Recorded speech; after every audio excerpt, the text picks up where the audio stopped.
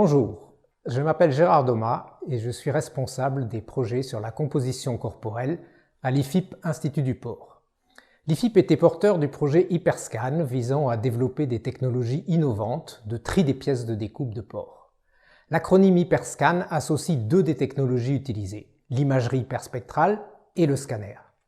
Aujourd'hui, je vais vous expliquer comment l'imagerie hyperspectrale peut améliorer le tri des pièces de découpe et plus particulièrement des longes de porc.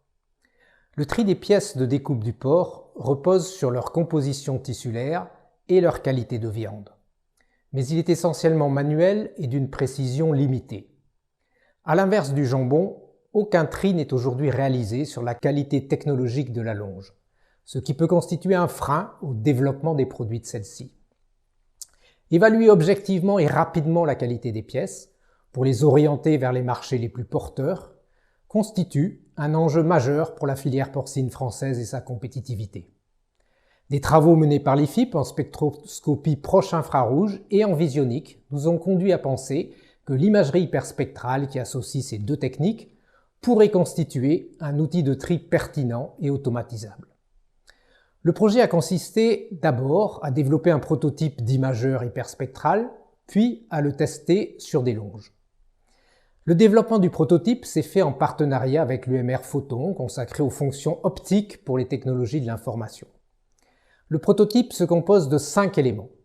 2 caméras pour couvrir une large gamme de longueurs d'onde, un logiciel créé pour l'acquisition simultanée d'images des 2 caméras, un châssis muni d'un dôme permettant de maîtriser la qualité de la lumière, un tapis d'entraînement pour faciliter l'intégration dans une chaîne industrielle. Dans une entreprise d'abattage découpe, 2 séries de 80 longes ont été sélectionnées. Parmi les critères de qualité de viande mesurés, le pH ultime a été pris le lendemain de l'abattage des porcs.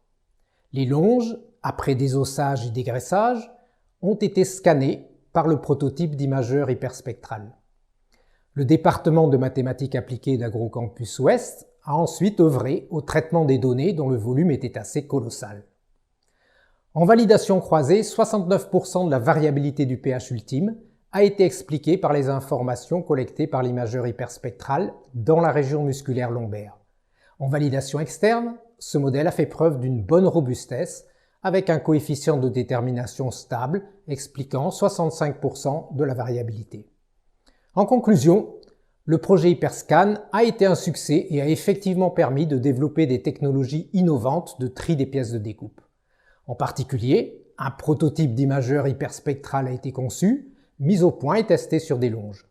Cette étude a permis de valider l'imagerie hyperspectrale pour la prédiction de la qualité technologique et de certains indicateurs de la qualité sensorielle de la viande de porc.